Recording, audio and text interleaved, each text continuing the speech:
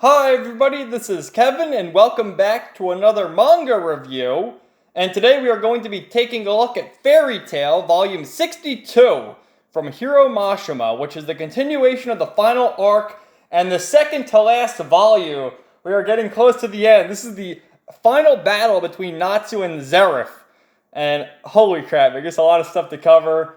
And a lot of stuff happened in the last volume. We saw a lot of great battles, particularly the conclusion between Urza and Irene, Guildarts and Kana versus August, the beginning of the fight with Natsu against Zeref, Gray attempting to defeat Zeref by himself by sacrificing his own life until Natsu stepped in, and then how Mavis gave the book of END to Lucy, Happy, and Gray and said, "You guys must save Natsu with the power of your friendship. With the power of friendship, man, they're going to save the day." And I love it, man. I don't care how cliche it is. It's fantastic. I freaking love it. So, great cover here with Natsu and Zeref. Kind of spoilery before reading the volume if you haven't read it before, because we see Zeref's new form. But, it is what it is. Great design, and let's just get to it.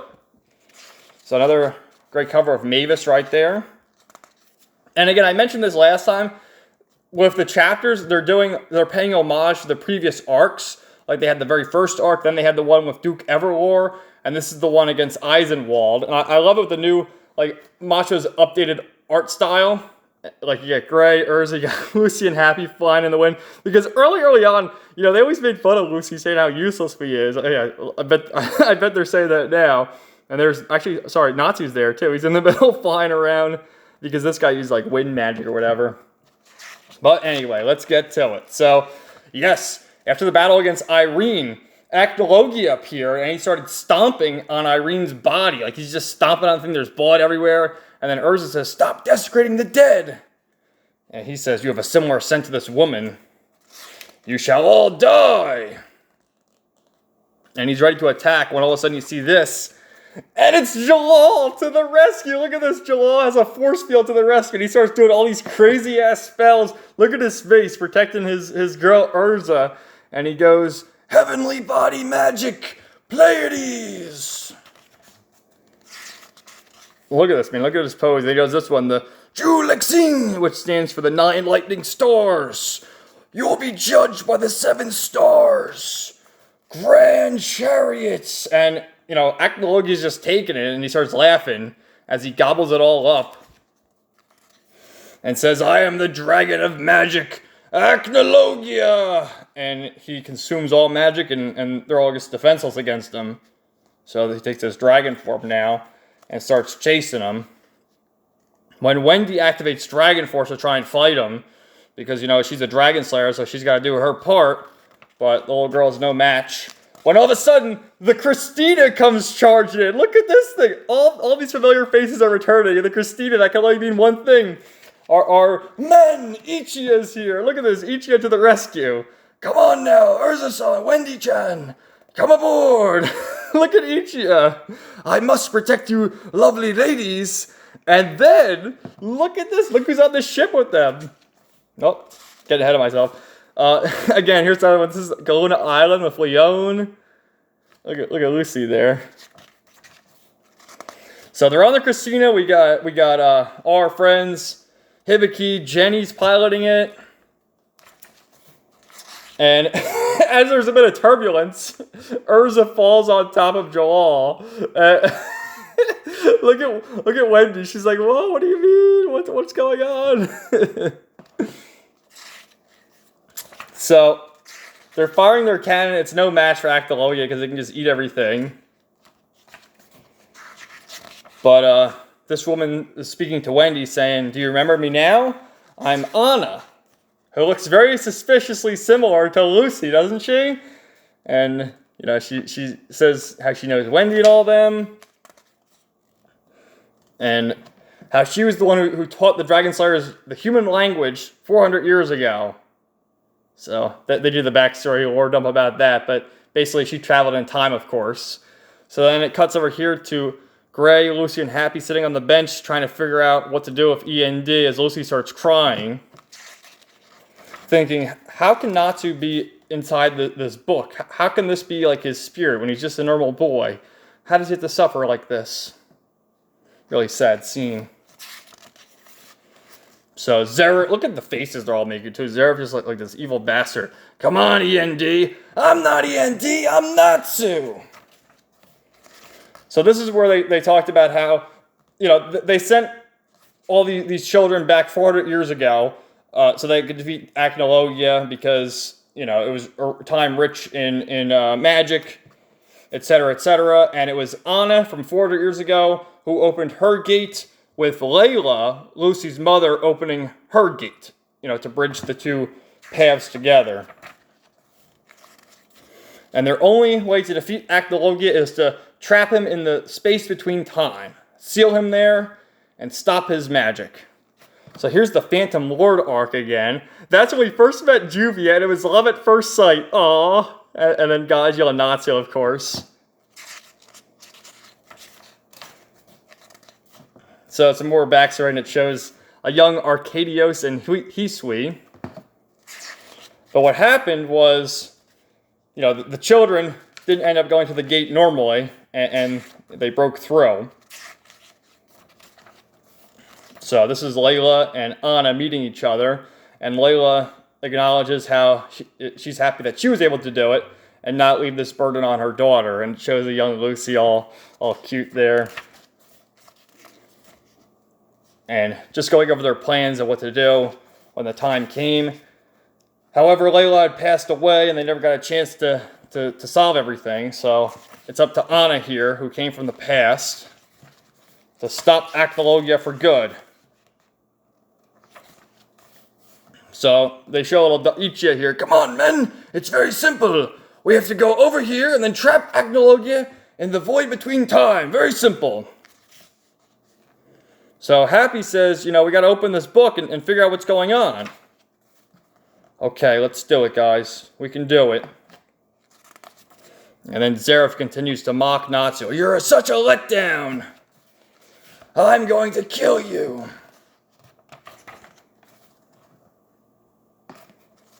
Here's another great cover. So Ichiya continues to pilot the ship. Do a barrel roll, men!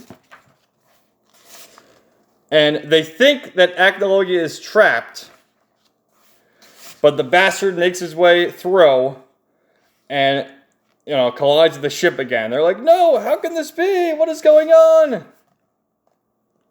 And the void between space and time slowly disappears, and as it does that, it cuts to Zeref saying, I found the space between time, and I'm going to use it for me so that I can go back in time to live a proper life. Because Zeref has been alive for over 400 years as an immortal, and he thinks if he goes back in time, he can stop all this treachery from happening, and he can live a peaceful life with Natsu and, with the knowledge he has now, defeat Acnologia in the past. So he has good intentions himself. But from his point of view, of course. And speaking of course, look at them, men! What the fuck? What happens here, actually, they have this thing installed in the ship so that, the Dragon Slayers can move freely. And by doing that, if Acnologia touches the ship, it gets all queasy. So it cuts back over here to Lucy opening the book, and you see her face as it's shining, and all these demonic letters are appearing.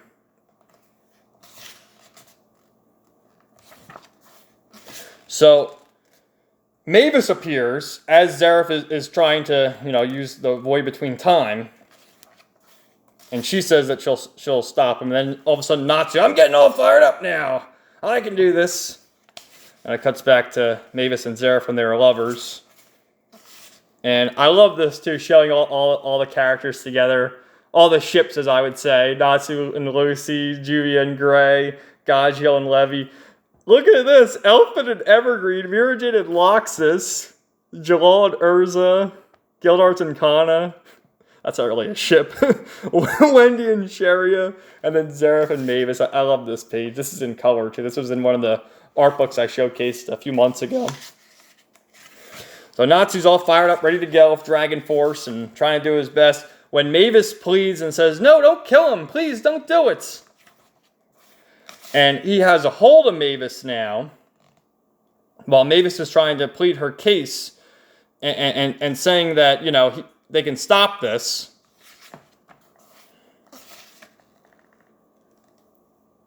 So he's taking hold of Mavis's powers now. And cuts back here to the Christina. And in doing all this, Mavis gets a new transformation. Or sorry, not Mavis. Zeref gets a new transformation. He attains Fairy Heart from Mavis. And look at this. Look at all this magic energy. And he transforms, you know, into the cover here. So there he is. Unlimited magic power. Power over time itself. The power of a god.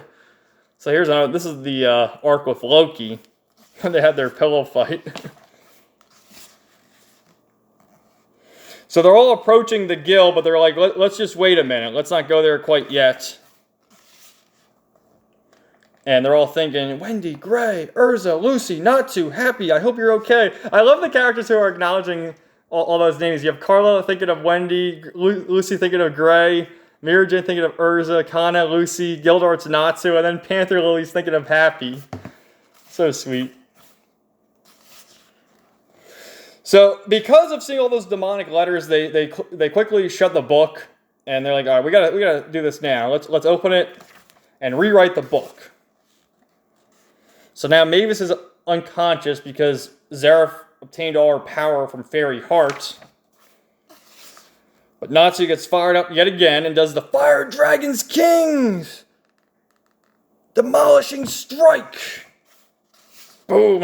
Look at the guild shaking, man. Holy crap. Sorry, Gramps, I wrecked the guild again. And because this asshole has like the power of the void between space, you know, he avoided that, of course. And as he walks up to Natsu, punches him right through the chest. That's like such a typical anime thing. Like, I said that I was watching Bleach a while ago, and like, how many times do the characters there punch each other in the chest? I mean, Ulquiorra with Ichigo, holy crap. But anyway, happens quite a lot. Now, of course, Natsu can't die, even though he's walking away, seemingly dead with, you know, his eyes turned white. Here's the Tower of Heaven arc. So what's happening here is Jalal is going to stall and try and push Acnologia into the void between space and time.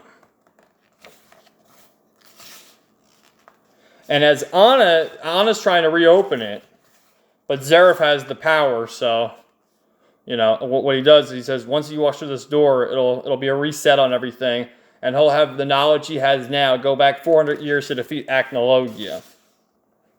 I'll save this world. So at the book open, they see that letters start disappearing, and they're wondering, what's the meaning of this? What happened to Natsu? And Lucy says, well, I'll just rewrite them. So now the void is opened up again, but Acnologia sees it this time, and Jalal says, I'm going to push him through. There's no other way. And as Lucy's rewriting Natsu's book, he's getting up. Look at him. And he says, there's something like Gramps always said, when you go through those doors, you make a vow that you always come back. Make the vow, swear that you'll live. And he's perplexed as to how he's alive. But as Lucy's rewriting the letters here, you see that, like, the demon from the book is going into her veins. Here's the Battle of Fairy Tale arc with Voxus and his buddies. And Lucy's in so much pain burning up from there. But she ends up closing the book and trying to save Natsu. And then Gray says, let's save Natsu together. So Natsu's fighting it. And you see, he just had a hole in his chest. It's healed now, though. And he's thinking back to all his adventures and to all his friends that he has to save. And the power of friendship is the greatest power of all! Hell yeah. So So Jalal is trying to push Actilogia in, but now Actilogia's got him in his grasp and squeezing him to death. They're like, no, Jalal, what are you doing? But now Natsu is able to overcome Zeref's power and is fighting back with everything he has. And that's just the bottom line there. This is the end, Zeref. Be gone, Natsu. Here's the Orashion Seis arc. Look at all these colliding forces. Incredible. So what happens here is, you know, the ship's fallen into the sea, but Anna gets in it one last time and says, I'm going to have to do it myself. I'll push that bastard into the void between time and trap him. That'll be my good deed. But the ship's falling down when all of a sudden Ichiya shows up and says, allow me to handle the controls. Where's Ichiya? And look at this, man. I could never allow a woman with such a wonderful perfume to go unescorted. My, what a handsome hero. Oh, look at that. So they're pushing Actilogia into the void. Who would have thought that Ichiya would save the day? And just as Actilogia is being pushed into the void, Natsu delivers the finishing blow to Zeref. Boom! Knocking him out, man. And with that, his power is fading, and Mavis is waking up again. And everyone starts crying, did we do it? Did we finally win? Did we win? And now Zeref is lying there. I can't move. This has never happened before. I cannot die. I'm immortal. I'll be perfectly fine soon. And then Natsu says, I'll leave the rest in your hands, First Master. I gotta go. See ya, big brother. And Mavis looks on as he mutters, Mavis.